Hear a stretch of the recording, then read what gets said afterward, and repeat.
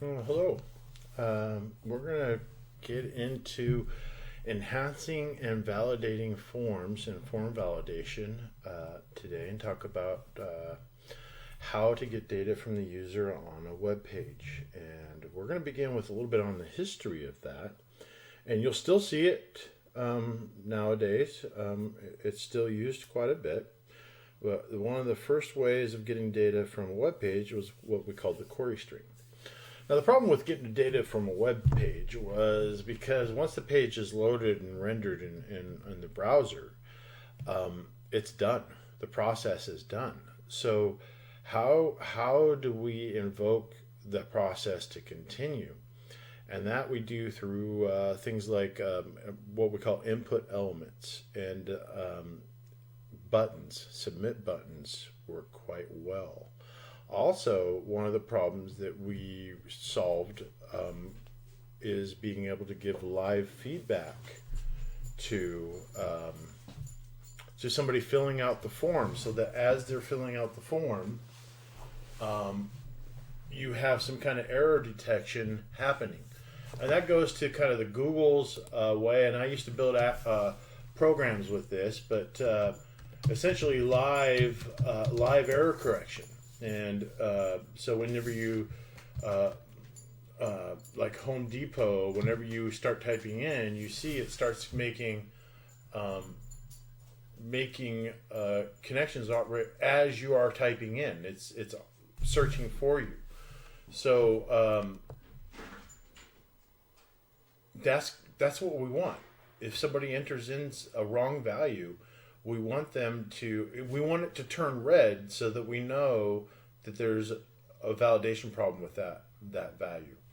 And so it's about doing it in real time. And it's been an issue that we've been trying to solve in computer science, and we finally we got a good way of doing it using JavaScript, and that's kind of what we're going to go in today. But the first initial way of getting information to and from pages was called the query string. So often what happens is you get the information from the user, and then either the same page reloads and you take that information after they hit the submit button from the global post where that information resides for input elements, or you can use some of the old school query stream technology where you can send data to another page through what's called the query stream. The query stream's got some interesting things, but whenever you see like the question mark after a page, that's where the data is being sent to another page from one page to another. So what you would do is you would pass data through the URL. Oh my God, what a nightmare. So yeah, there's no way. You would get data from the user and it would pass through the URL to the next page, which then would look at what was sent to it through the address of the query string, and it would know that a variable name that is called ferret was filled out by the user, and then be able to use that information. So the query string had a lot of challenges and problems, and it's not used much, but you will see it out there used, but it's not really as needed as it used to be with JavaScript. So we're going to get into the PowerPoints, but yeah, you definitely need to spend time looking into what the query string is, because you will see it again, especially when we get to server-side programming. I'll be right back. Okay, so the query string, old school, still used. Look into it a little bit. One thing that we had a problem with is we had to use special characters, so we would have to use like if we wanted to pass like a first name and a last name with a space in it. You can't really have a space for a URL, so what we would do is if we wanted to send a space through the URL, we would make it like a %20 or something, and then what we'd had to do with the data is then encode it so that a space could go through a URL to another page to get the data. So yeah, query strings suck. They suck so bad. And it's the old school way of doing things, and we used to do it within like things called like a CGI bin script, server-sided scripting. So mostly query string you'll see again when you get into server-sided scripting or programming. I actually call that one real programming with PHP. But for JavaScript, we don't really have to worry about that because we've got a special post global that we can actually grab a hold of and use that comes from our input elements. And we no longer have to pass data from one page to another through a query string. Now, the first implementation that we're going to do of passing a data from one form to another, we're going to do it as two forms. The data, one form gets, or one HTML file gets the data, and then we send that data to another form. You're going to be learning about one page that does both of those steps. And that way you have one page that is the form and also gets the data for the form. But there's a reason why we initially separated out, so that you can learn the different steps that go on with getting information from a user within the HTML limitations of how it renders and works.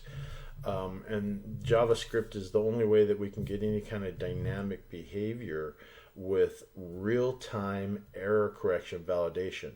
Again, when you go out and fill out a web form and you do it wrong and it turns red in the background, something like that, that's what you're going to be looking in at with most of your work, with some of your work for this chapter. So let's go look at the PowerPoints real quick. I'm not going to put a lot of time into the PowerPoints because I want to get you going. Go ahead and review query strings. But I mean, you know, with forms, when you're dealing with a form, you're going to have a region of your code that is going to be declared in your HTML as a form area. So this is actually HTML forms that we're working and using JavaScript with. So HTML forms, you can have multiple forms in a document, but mostly you'll just have one form, because one form can contain multiple input elements. You can have multiple forms, but one form is really all you need, because inside of it you can have multiple text boxes for inputting a first name, last name, etc. So it's not really always something that you'll see a lot with the forms array. Let's see, getting into here, selection lists, you guys can look into that. Working with option buttons, that's another input option. The thing is, one thing that you can use is the document query selector to retrieve object values. And let's see some of the other things that we've got here to talk about. We're going to work with that, and option buttons, yeah, that's good. Here's where it all comes together though. Every form needs some kind of button submit, and so you have a form region in your HTML, and inside that form region you could have multiple input elements. So here's a form region in HTML, and in this example we have multiple input elements, such as just a checkbox or a series of checkboxes, and it looks like a quantity drop down. And you see here that this is well designed because we're not having to type data in. So whenever you have a form where you're getting information from a user and the user has to type data in, it's always prone to error issues. So often it's better to design your form so that errors don't happen from user input. And we call them losers, L-U-S-E-R-S. Everybody that is a user is a loser, even you when you're the user. And it's because You want to make sure that your program is bulletproof, and you want to authenticate any kind of junk that can come in, because it could be just, somebody that really knows what they're doing and a missed key step. And that's why we say losers, because we're all in that same category as users that are losers. Basically, you gotta consider when you're doing authentication for input that everybody's an idiot. Literally. Well, okay, I've been working on saying that literally word. I shouldn't say it as much. So that's one of the ideas for forms and how you design them. Now we're going to go ahead and get in and start using these soon here. And it looks like for all the code here, let's get into where the submit button is. That's the one that I want to talk about, because at the end of every form, there is a button that you click submit that means that the form has done being filled out.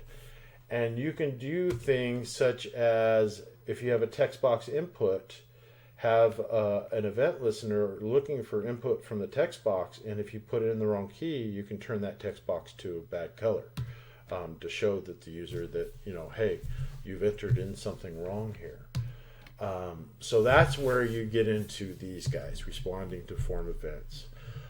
So you can actually assign a form element to a specific event, so that if you change that input, whether like a checkbox, let's say that you have an input that's a checkbox, and you tie the on change event to that checkbox. When you check it, the on change event will run, and the function that you declare for it will run. So you have the ability to know when the form's elements are being used and be able to make choices as the user is entering data into those form elements, because you can tie a behavior, a function, to the user's use of that element, such as clicking a checkbox.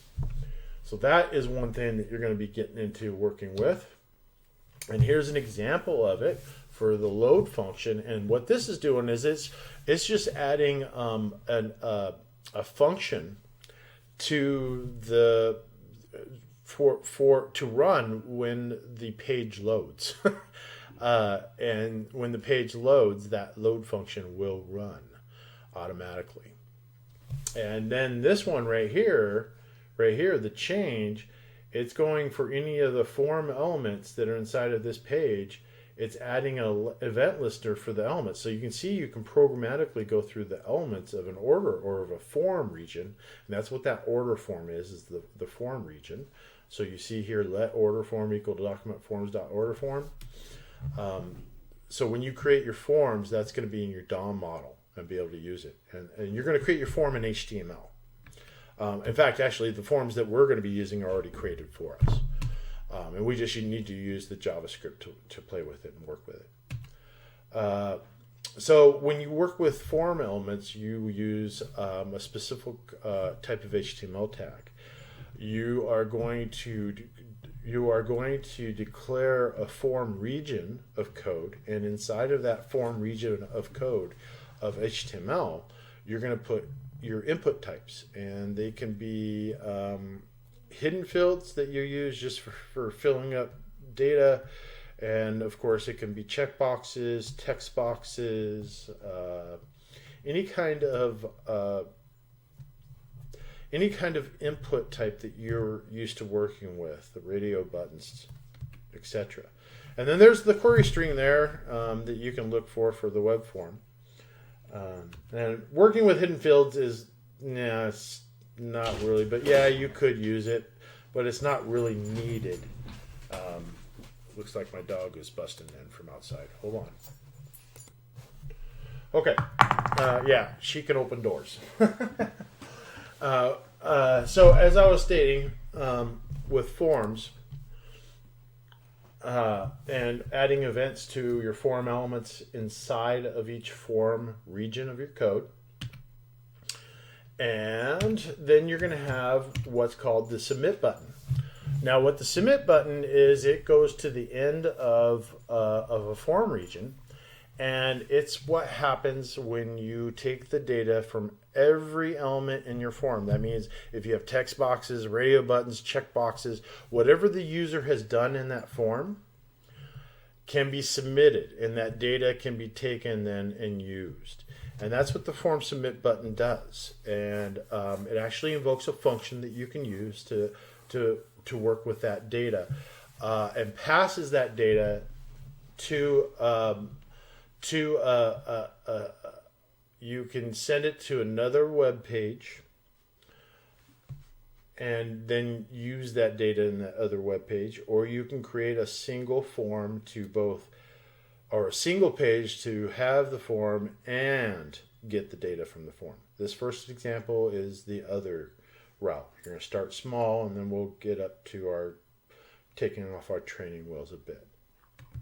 Okay, so that submit button is going to do pretty much everything. So one thing that we'll work with is when we work with input types, you describe what type of input it is. So you give your input, your form input, a name. Like, and this is example. This is a text input for a credit card name. I believe. Card name, yeah. Okay. So you use that to submit the information on your form. And you have different types of input types, check boxes, text boxes.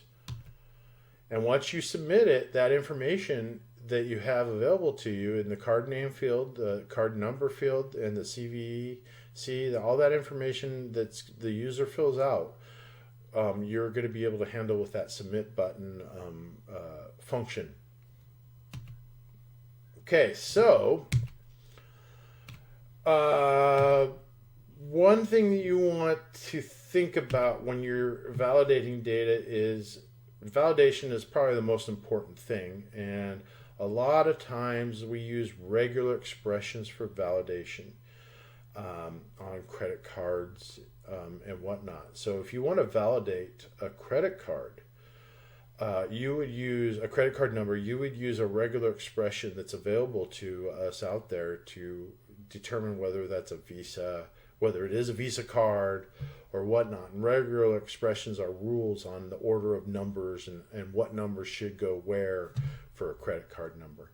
And you can look up that, but that's more of a server-side type thing. So that's going to be more in that area. But you can still use regular, well, JavaScript, you could do it in server-side, but you would do it in JavaScript too if you're going that far with it. Let's get into checking validity of validation. Once you validate the data and you have everything good, you will have, it looks like this stuff is not really even set validity, check validity. No, I don't really ever use that. I just have a function that looks at the data. If it's good, it's good. If it's not, it's not. If it's not, what I usually do is do something like this example where you see that there's something going on. In this case, they're using the validity, but what I would do is I would just look at the card name's value and see if it was valid instead of using some kind of internal tool. I would want to have more control over it. Okay, change, click, regular. Oh, there's the regular expressions. Regular expressions you can use for validating things like credit card numbers. They're used quite often like that. And what you would do is you would put that in some kind of event that would probably be invoked when you hit the submit button to validate the credit card number to see if it actually has been entered correctly through regular expressions. Because a regular expression is the best way for validation. And that is because that's the reason why it was built. And there is a lot of ways that you can set a regular expression to match a particular text so that it's perfect and it works right, instead of writing the code yourself, you can go out and see, hey, is there a already built regular expression to check to see if this actually is a Visa card? And sure enough, there is. It's out there. You can look it up right now. I actually show people how to do that in the server-sided course, PHP. Regular expressions are used quite a bit for validation, especially when it comes to validation of things that are generic and often done, like credit card numbers. Validity value missing, I would just look at card value and say equals to empty quotes for that. That one's kind of silly. You could do that all on your own. Look, they already set it right there as empty quotes. You could just do equals empty quotes, and you don't have to do that stuff. So we're not going to get too much into that. Your book can take you through that. What I want to do is I want to start getting into actually doing this stuff, because that's where here's some examples of regular expressions and testing the validity of an American Express card with a regular expression. I don't really like the way this one is done, but this one's actually not too bad. They're putting the regular expression directly in to test it. Okay, let's go have some fun. Let's actually get a form going and a non-submit button going to another page with some data. And to do that, we're gonna actually, because hey, PowerPoint's great, but it's not really in the trenches and in context. But it's good to know a little bit of the history and some of the stuff that I have in my head. But what we're going to do is we're going to work with this. We're going to be working with validation of passwords, password validation. And what we want is we want to eventually give real-time results to somebody filling this out. So if they fill in or miss something, we change the background to red or something like that with JavaScript. And that's one thing about real-time validation that you want, is the ability to tell the user as they're entering in their information that, hey, you're doing something wrong. Or before you click that submit button, check out this little red area. There's something wrong there. And then you hit the save, and then you know that the errors have already kind of been validated through passive means. They're active for you as a programmer, but from the user standpoint, the background of a text box turning red based on an input is kind of passive, and you kind of see, oh, I'm doing something wrong. And even in your programming editors, when you're writing code wrong, they give you the real-time feedback is given to you by maybe putting a little squiggly underline. Hey, even Word does that. Microsoft Word does that for misspelled words. So that's something that is a thing that we've been working towards for form input on the web, and it's here. We've got it, and that's what you're going to be working on. So let's go in, and we're going to go ahead and we're going to open up, enter your name respectively. Okay, so I have my project up. Let me see. Before we go in, I'm going to take a small little break, and then we'll come back and get busy. Okay, we're back. So I've got our project up and loaded. We have our initial form code here. And let's go through the code real quick. You see that we have our form region. That is going to contain a submit button for what we do for the form elements that are inside the form region. And each of these input types are laid out with an ID and what type of input they are. This is a text input. This is an email input. When you have a type for password, they automatically assign the where it doesn't actually show what you're typing in. And it looks like we can set a specific required pattern for the regular expression. So this is where you would describe what kind of password is accepted for your registration methods. And that's something that you would set as a policy and procedure dependent on your organization. Thankfully, it's already set for us. And you don't have to do it here. You can do this all with JavaScript. You don't have to put the required pattern there. That could just be blank. You don't even have to have that. But it looks like it's a nice little addition to getting passwords working with just HTML without needing too much JavaScript. Okay.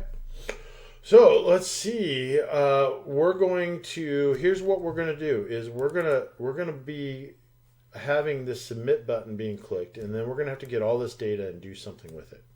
And that data is, first we got to validate the data, and then we got to send it to another form to be processed. Either the other form will either store it in a database, will process it and give you a result, one or the other. So let's look. When I run the project 6.1 HTML, this pops up, and this is where we're starting. Now, the first actual instruction we have from our book is to include our script source. And remember, script sources always go to the bottom. And our script is project 6.js. And that's where we're going to start writing our code, is in there. That's going to do all our processing of our submit button when it's actually pressed. So we're going to build a function inside of here that will essentially, if I can zoom in on this thing, if I remember the actual keys that I'm supposed to, oh, that's really weird. That's, okay. No, that's not. Okay. I'm going to, oh, there, Alt. Okay, there we go. Finally, I knew it was one of them. And of course, every editor is different. So this is going to be where we start our JavaScript. And this is our form. This is our form, beginning of form, end of form. And inside the form, we have our form elements. First form element, second form element, third form element. And we have the labels for those forms. And when we look at it, here's our text input and the labels. And then there's our submit button, save.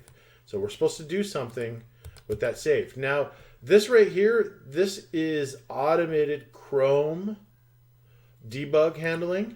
That doesn't count for what you need to do. We're doing something a little bit more sophisticated, so ignore that. Let's go back into our instructions, and we need to do the source of project.js file. So I'm going to go ahead and get that step done, and then we'll continue on with our fun. So inside of here, at the end of the body, I'm going to go ahead and put in here script source equals, and then, oh cool, it comes up. That's awesome. And then I think I just close it. If I remember right. I don't want to have to look it up today because sometimes that drives me insane. Yeah.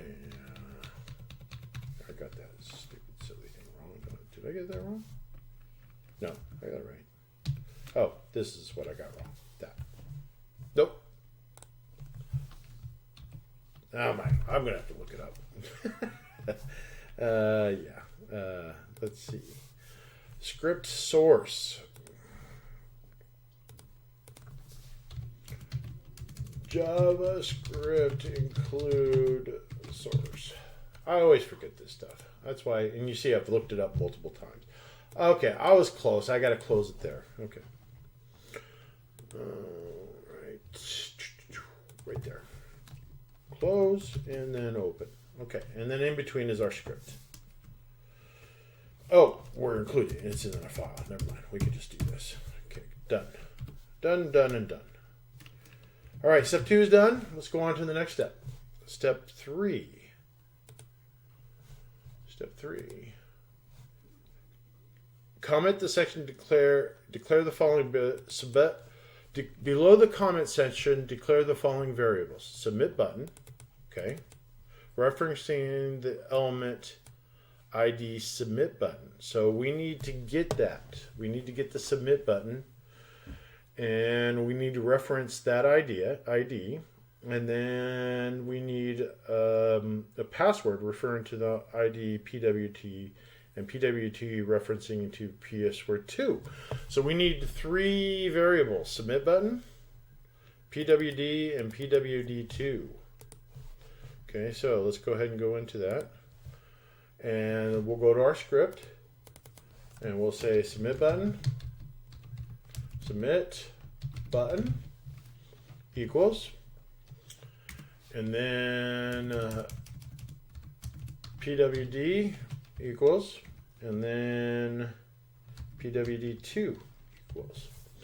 Now we're going to reference this. We're going to do, let's see, document.getElement by ID. Let's do that one. And what's the ID of our element? It is from NetBeans. Oh, I'm in NetBeans. I just need to go to the other file. Hey, this is when I like to line them up together. There we go. Okay, and then let's get it in so that we can kind of look at these things together so I know what the ID is and I don't have to hunt back and forth. Okay, submit button by ID, and here's the ID. It's going to be, submit button. And where I got that was right here. That's from your HTML. And then now that we've got that, we're going to want to test it to see that we got our memory. Because that, is the first step of anything. So before we even move, let's look at that and test that we got our memory. Okay, so let's do that. And what we can do is we're going to run it, and then we're going to just set, let's do this, PWD equals 1, and that way we just have a line to go to. Let's do save all, run, and bring it up on the browser. Where are you? There you are. And then let's do this. More tools, developer options, and let's debug and see that we're actually getting it. Okay, so our JavaScript is showing up, and it's not liking that. Submit button is not defined. Well, oh geez, you little bugger. Where are you at? Submit button, document get element by ID. Let's look at that. I may have to pause and go have a gander at the solution just to make sure I'm not wasting your time. Submit button.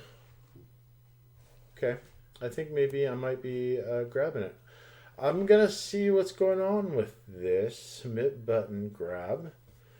And we need to make sure that we have that in our hand before we can do much more. So I'm going to pause it and see what the problem is here, why we're not getting our memory. Well, I mean, the last thing, I didn't really actually debug. I should probably actually set a breakpoint and make sure that, let's refresh it, do a step over, and make sure. Okay, it looks like it died. It didn't like that at all. Okay, I will be right back. Yep, you guessed it. I was writing Python code. I forgot to declare that as a variable, to let submit button equal the get document by ID. And then the next ones are going to be let pw equal, and we're going to do the same thing, dom. We'll just do this, copy, we'll go Control V, and then here we will go Control V, and then this is going to change. It looks like PWD2 and PWD are the IDs. And then PWD2. Okay, so let's make sure that we got our memory and what we're going to be working with. So I'm gonna go ahead and run this, and then I'm gonna go into the debugger and refresh it and look at it. Okay, so refresh. Oh, it already did its thing. No, it shouldn't have. We should have to refresh it. Okay, there we go. Okay, so let's see that. Let's make sure that our submit button is good. Yeah, we got it. Okay. Now step over again. Let's see. Make sure that we got our password. We got our password. Okay. Now, do we have our password too? We got our password too. Okay, we're rocking. All right. Now let's go to the next one on our instruction list, and that is next one. Create an event listener for the click event occurring with submit buttons that runs an anonymous function. Okay, so this is where we get our data so that we can do something with it. And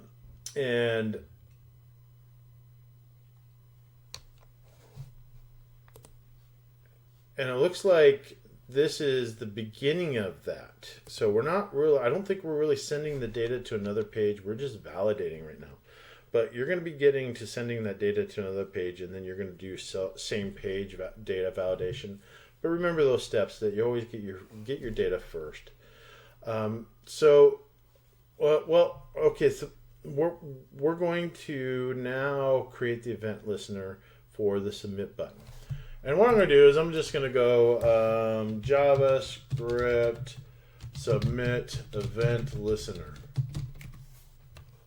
Oh, there it is, right there. Okay, so what do we got? We got an example. There we go. There it is. Form 1. It looks like we've got to get the form. But you know what? We probably don't need to do we probably don't need to get the form. We can probably just get the submit button. So we can just get the submit button by ID and then add the event listener to that, because we don't need the form to do that. I think we can do it that way. Let's do it that way. Let's see. Okay. So event listener, document, get element by ID.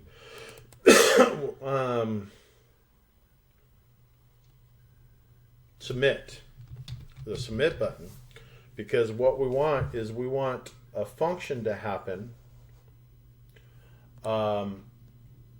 when that button is clicked.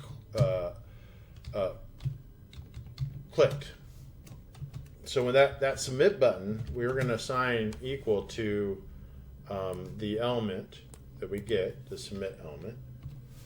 And then what we can do now is we can actually do an add event listener to it.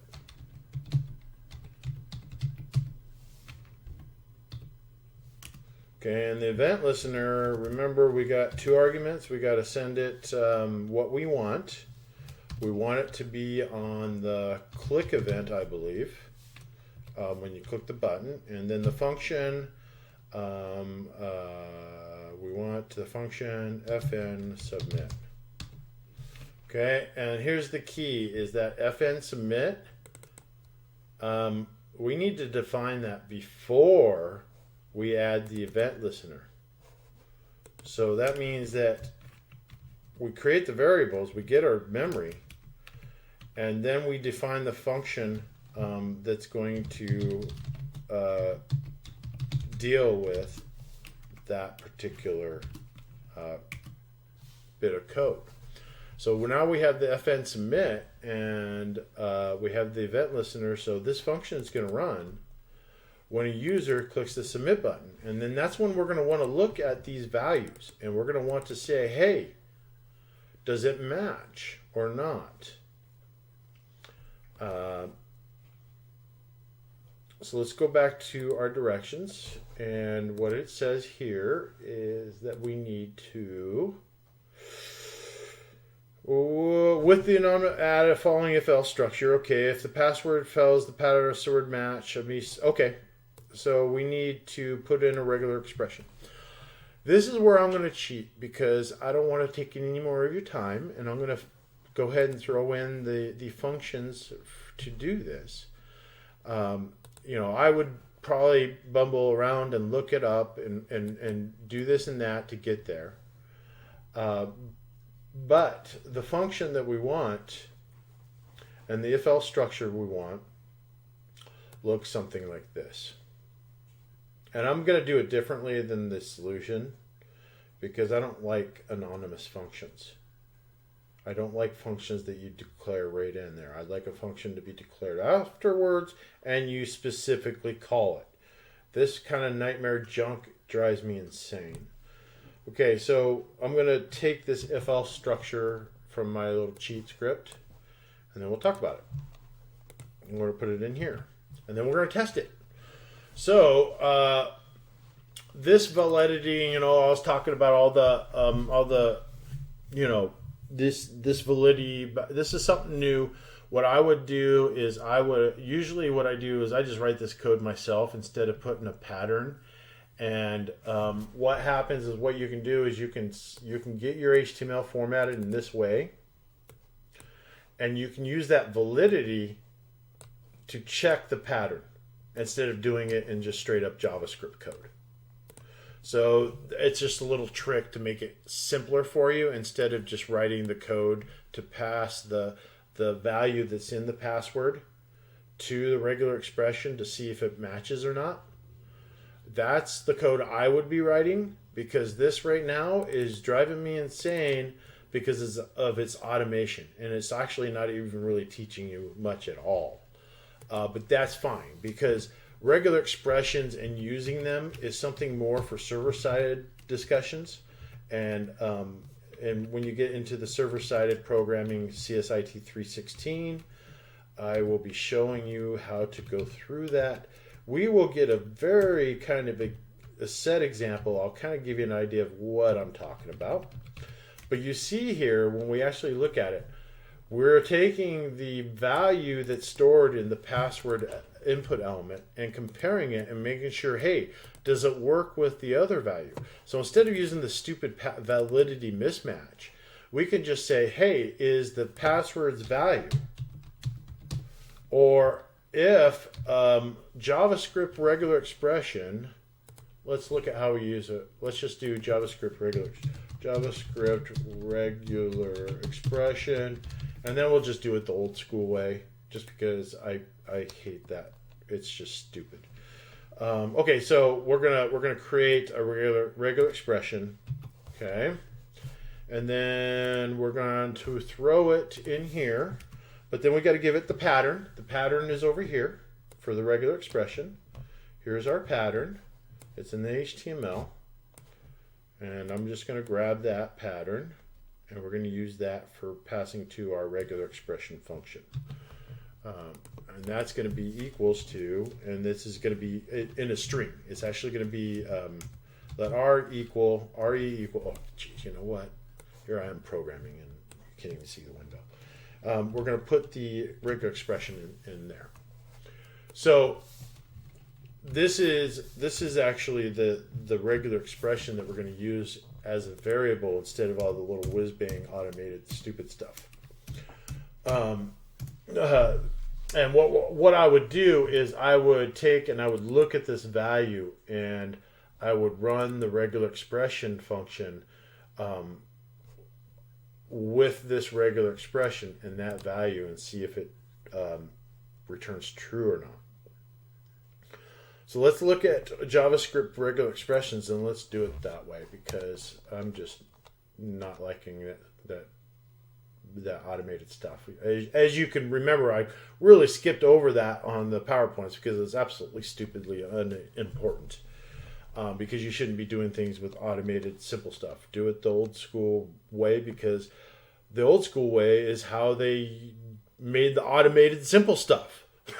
So if you know that old school way, then you know how the automated simple stuff works. So there's a reason why I have that madness. Okay, so it looks like we are going to execute. When we use the regular expression, I just want a good example, and I think JavaScript regular expression validate password. Let's do that one. Let's see what we got. Let's see what we can find for how it actually comes together in the code points, and look at some maybe examples that might work for us. if I can find where the JavaScript is. There it is. Okay. Oh, okay. So, input text.value.match. So evidently, we don't really need to run a special regular expression function, which is it's out there. I know I've used it before, but it looks like there's a match function that we can run on the value. That is so cool. Now this is the kind of automation and stuff that I like. That actually makes sense. Having a match function that acts upon a value where you can pass it a regular expression. That's excellent. So let's do that. That looks really cool. And then we'll test our code and then we'll be good. Let's go to the code and we just say .match here. Okay, RE. Good. Save. Now, if we did everything correctly, when we click the submit button, this function will run. We already have the values from here, but here's the thing is, when this runs, these values aren't filled out yet. They're only filled out when a user hits the submit button. So we shouldn't actually be grabbing these values until they hit the submit button. That's my thinking at least. And I know the solution has a different way, but it's driving me nuts enough where I'm not going to deal with it. I'm just going to put those suckers in there. Because number one, it makes them go into a local scope, so it's safer. It's safer programming. And then number two, I like it better. That's more proper because it's nice and contained. All right, we can set a breakpoint to see this. Okay, so let's do this, and we're going to do it in the browser though. I'm going to do a save all. We're going to run it. We're going to go to console, and we're going to run this all over again and check to see if our stuff is actually working. And then you guys are going to start learning how to send that data back and forth to other web pages. For processing, or to have the same page input and process. That's coming up. So let's see, where did I? Oh, here it is. Okay, so it looks like we probably already got another issue. It looks like the submit button it's not liking the submit button. Event listener click. And it looks like, oh, duh. Well, we do need the submit button.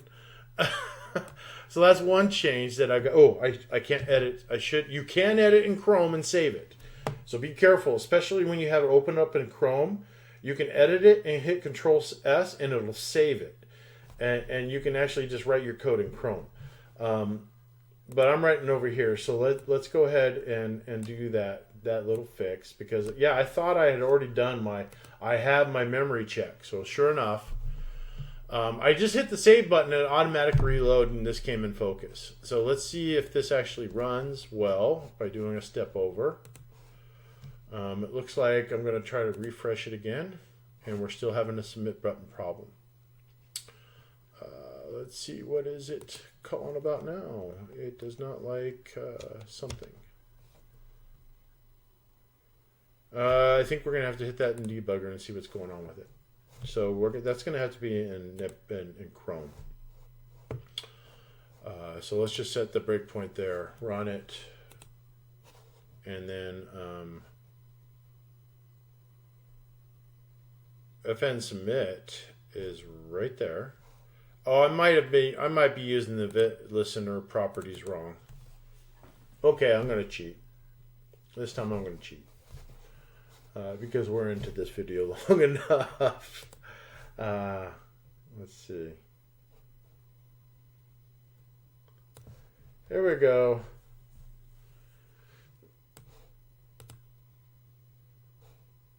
There it is.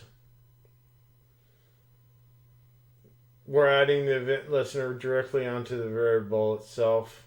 okay, so it's not my parameters. It's the way. No, I actually did that. That I actually did.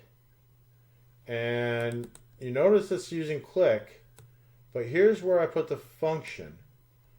I'm wondering if I need the parentheses there. I think I do. I think that's the error.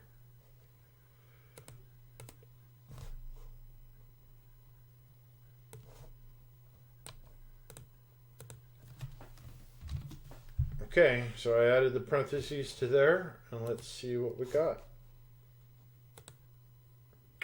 Okay, it likes it now. Let's do a refresh. Looks like it's already refreshed. It's not letting me. I gotta hit stop or something. Oh, step over. Okay, it looks like we might be still having a problem. Let's go back to it and see what we got. Probably a different problem. It's still saying something like submit button is not. Oh, duh. Look at that. It's these little things that always get you.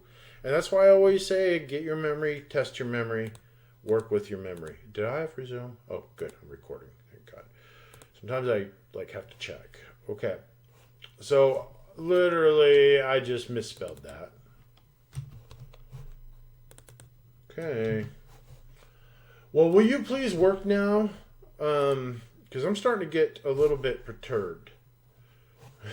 It looks like we're doing okay. Okay, it worked. So this time when I ran it did this. I just hit play over, and now it went into my breakpoint for line 6, and I'm going to be able to do step over and look at these. So it looks like we have no values, which is fine. Then we do a password match, and then it should pop up with that stuff. So let's see if it does the pop-ups like we're supposed to have. Please fill out this field. Your password must have. Let's do this. Okay, so this definitely is not working. Let's see if it gets to here. No, I was wrong. There's something else going on here. Why isn't this submit button working? Refresh. Okay. Then I'm going to go ahead and say, go on. Oh, it's got to do its first bit. Okay, and then we... Please include a net. So this is not your validation. This is Chrome's validation working. Ours is currently not working because we should be able to get that to actually be able to see these things being hit when we hit the submit button. We hit save. It should be directly calling line and stopping here and doing something. When I hit that save button, it should be just working instead of running on the first definition part.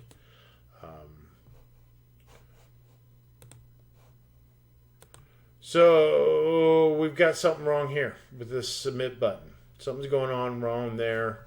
We got to look at our get element by ID, and yes, I'm going to put it on pause to play and figure out what's going on. And then when we bring it back, I'll probably have figured out what it is. Okay, one fix. I'm forgetting a semicolon here. That's one fix. But I don't think it is the fix. Let's test it out. I'm going to set a breakpoint. And what I want is this breakpoint to be invoked when I click this save button. And see, it's still not being invoked. So that means I've got something I got to figure out that's wrong. That's not working right. So I'll continue on. Okay, yeah, I found the error. It was, let's go in here. I needed to use the click, but here's where I messed up. I was using parentheses at the end. And then when I put parentheses at the end, I was trying submit, because that's also one. So I'm going back and forth. So often you want to think that, when you change too many things, when you're learning, that sometimes you go in circles, and that was one of them. I had to reference that one as usual, because that's the way it is. So now when I test this, what I'm looking for is that function is invoked. This submit function is invoked every time I hit the save button. So I can test that by hitting there breakpoint, and I can click save, and I see that, oh yep, it ran. Hit continue. I can test this one. I can test to see if that pops up. If I do that, hit save. It looks like the other ones. Oh yeah, because it's an if else if. So you have to match. You have to match the first one. It looks like maybe this one might be an issue. Your password must match. But what we want is we want this. And password must be 8 characters. And when I click save, I want it to look at that. And then I want to see, hey, does it match with the regular expression? And if it doesn't, then I want it to go into here. So I'm going to do a step over. And it looks like it does not do the regular expression code well, because it doesn't get into it. It comes back as false. Well, that makes sense because, oh, it only if it's true. Oh, okay, so if not, I need to put a not in front of there. Duh.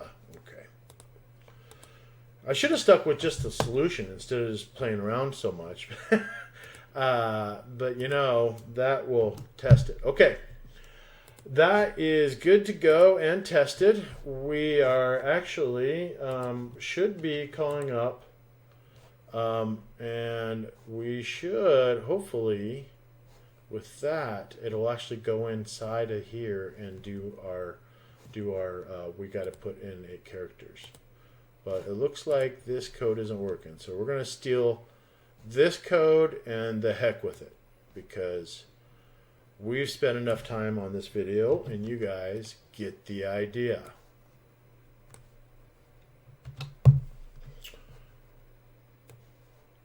We could play around with that more, doing it the old school way,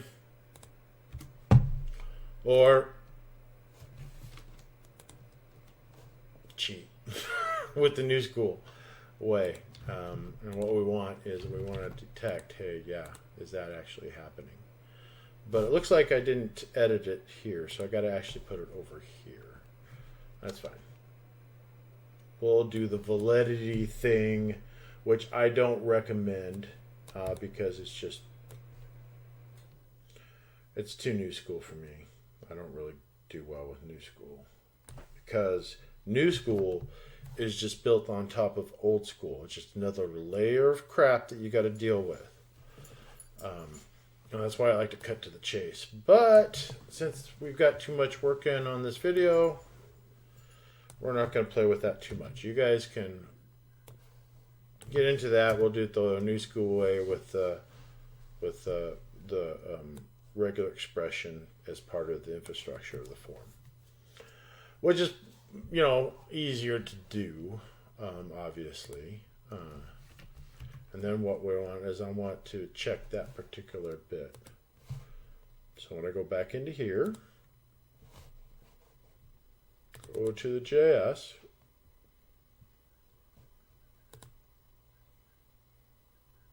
and refresh, and set that. Click save. Bugger. I've shown you guys it running. It's all good. You guys got the idea. You guys can play with it. And I actually had it working a little while ago. But you guys go ahead and get in there and have some fun getting that taken care of. I think it's just a matter of some if-else issues here that you can play with to get it going and working. But I think maybe if we just look at it, there it is. Your password must be at least 8 characters long with at least 1 letter and 1 number. And that matches with our output, our this guy right here. So that's what's being output. Okay. All right, it's done. don't go down the rabbit hole on this validity thing. It's better just to learn about regular expressions and how to use them in JavaScript than use these new whiz bangs. But if you get used to them, they're not going to go away. But remember, they're just built on top of the old way of doing it. It's just another layer on top. That's software for you. All right, guys. Thank you. Bye.